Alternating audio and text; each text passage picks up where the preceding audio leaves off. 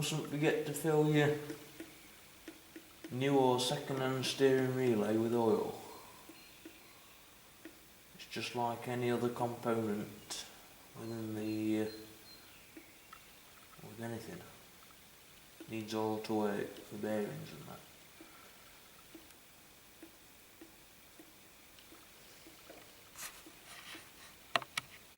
Well, I think that's about it for today. I think we're going somewhere near. Possibly next time I'll be dropping the engine in. But I'm waiting for some mounts for the engine. I've got gearbox mounts. I changed them when it was still on road.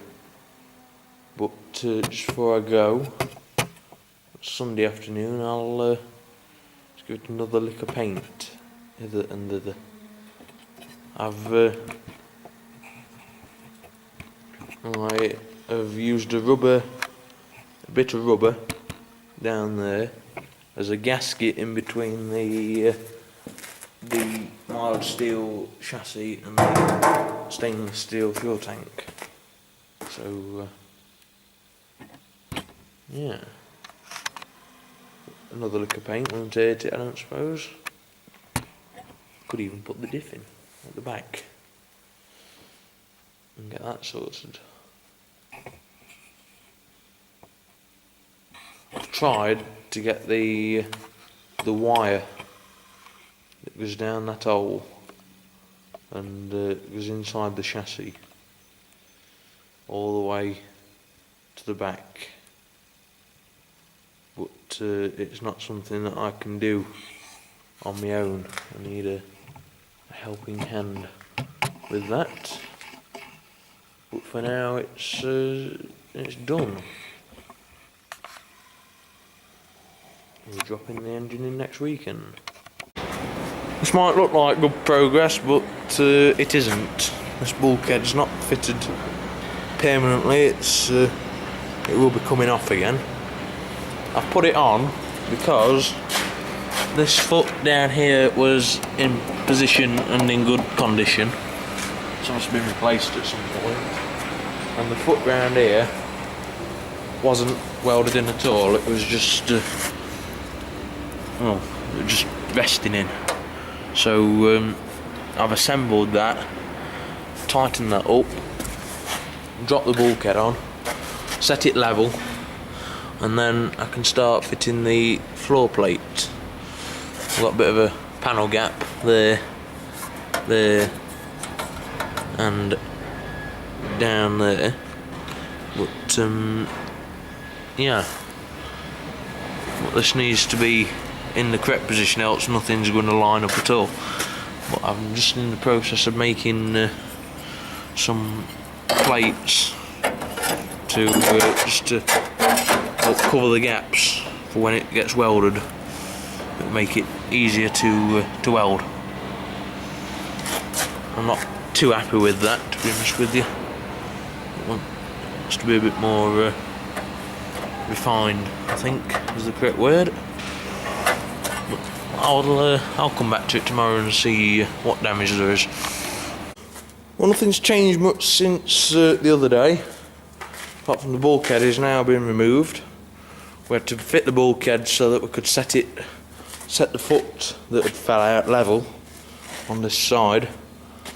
So you know, everything will bolt up correctly. Bulkhead is now mostly welded. Problem was that someone had bought brand new footwells and simply squashed them inside the old ones, just cutting the bottoms out. So we've made a bit of a mess, but the main thing is it's actually strong. So before, when you move the steering wheel, all this round here was moving because the forces weren't going to the chassis. It was going to the weak part, which is there. Like I say, it's a bit of a mess, but I like to think it's been done correctly.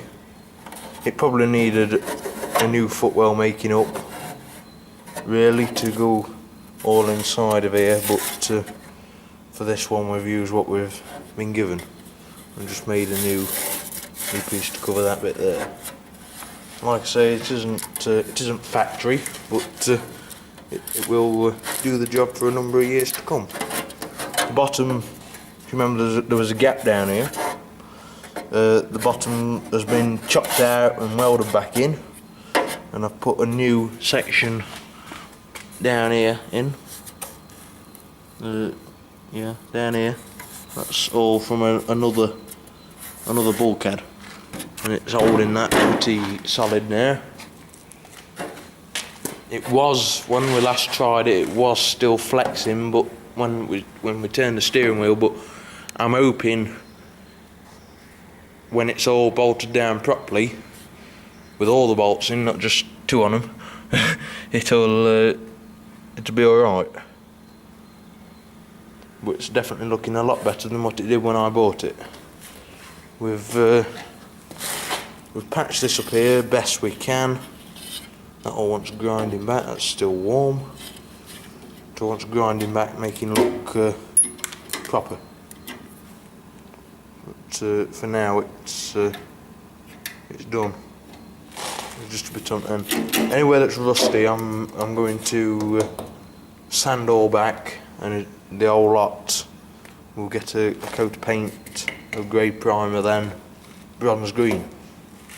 It's obviously bits like that don't rust, that aren't water traps or anything daft, they can all the old paint can be left on, but where it has started to just seep through, I'll grind it down to the virgin steel. I don't know if I told you what this thing was before we started. It was a 1973 short wheelbase 7-seater station wagon, and it's going back as per, pretty much standard apart from the engine and the springs. That's all that's, and the extra fuel tank down here. I could have left that out and put the underseat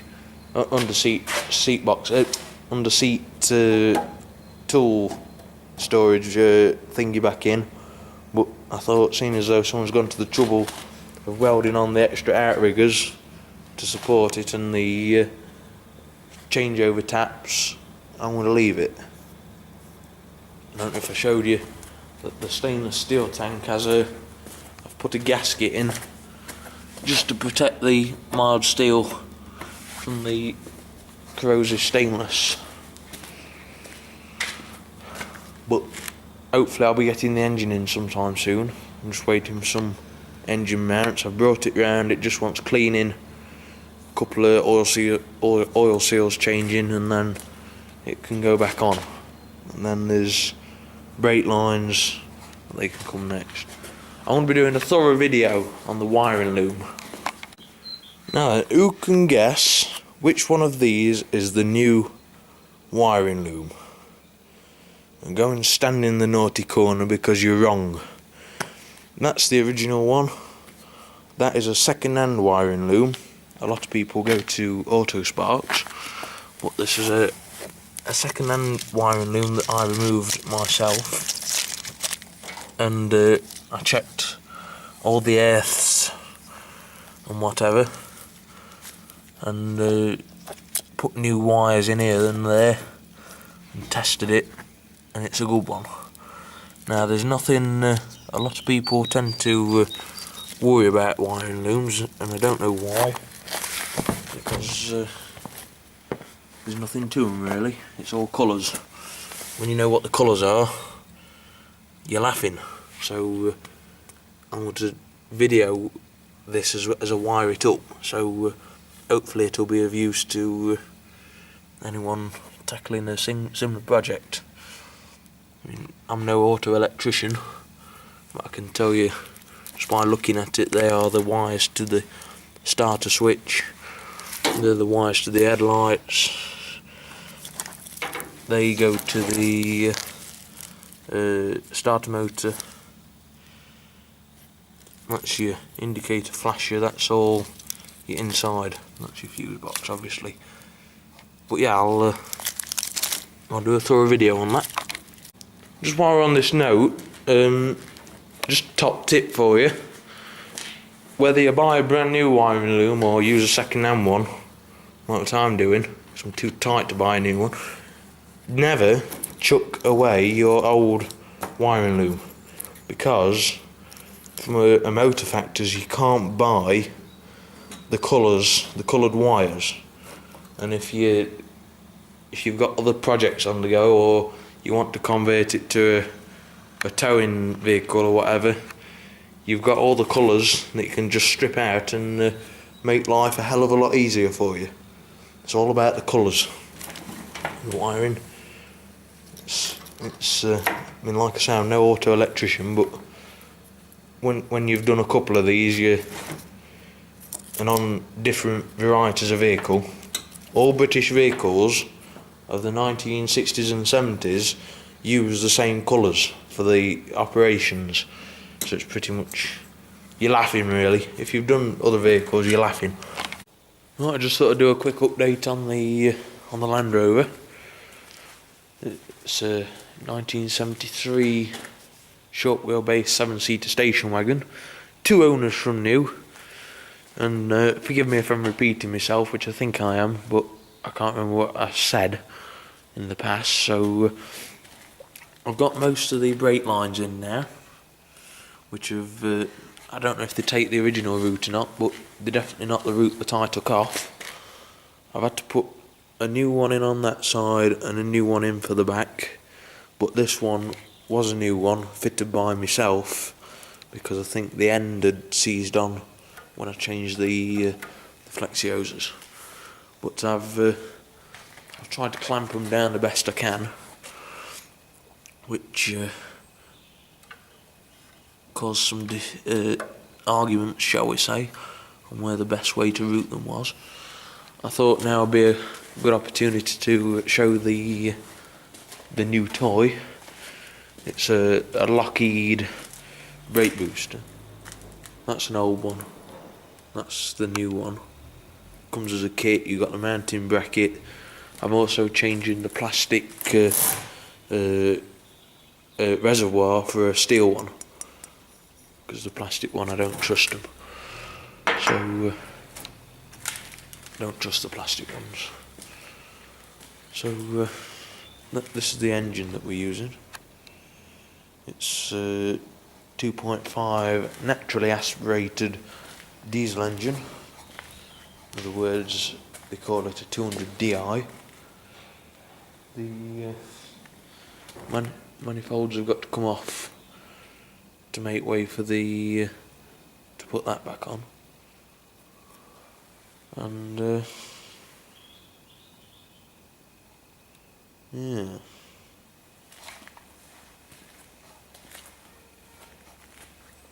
I've got the injection pump for it, which can't have been took off.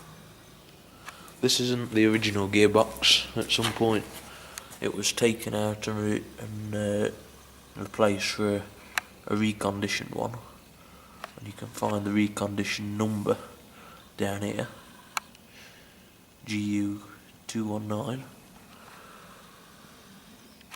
But what else did I want to talk about? Yeah, this gearbox has been out once before, because the crankshaft seal went.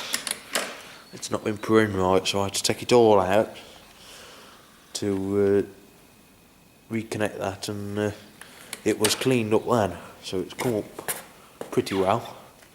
It's not finished yet. I've put the wire into the back lights, and that's just clipped to the side of the chassis, or wire tied to the side of the chassis. I've done that because at some point there's been a fault, and it's been repaired. That's the old wiring. It's been repaired down there, and then that just sticks out at the back. There's a lot of sorting out to do there. That's the flaring tool for the brake lines.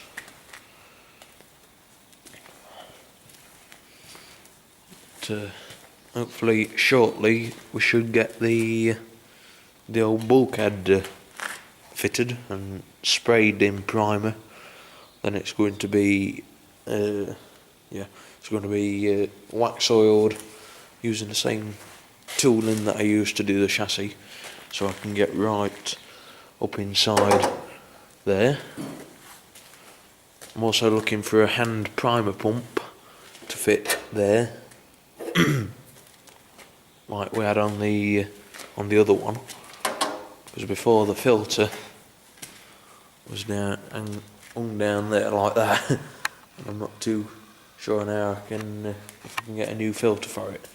And the filter, the pumps on the side of the engine aren't very good, I don't think. They're not very positive. Got all the engine wiring, which is pretty straightforward. You got your oil pressure, your temperature and your charge, and then they all go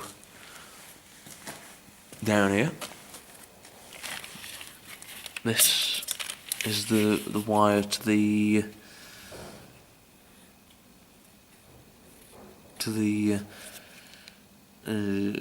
alternator. Now the battery used to sit on the top of it with the 4 studs there, and it wasn't very good, so I want to make because I haven't got the toolbox there, I'm going to make a toolbox that hopefully will take up quite a large area of the under floor, possibly in between the rear beams, as I like to call them.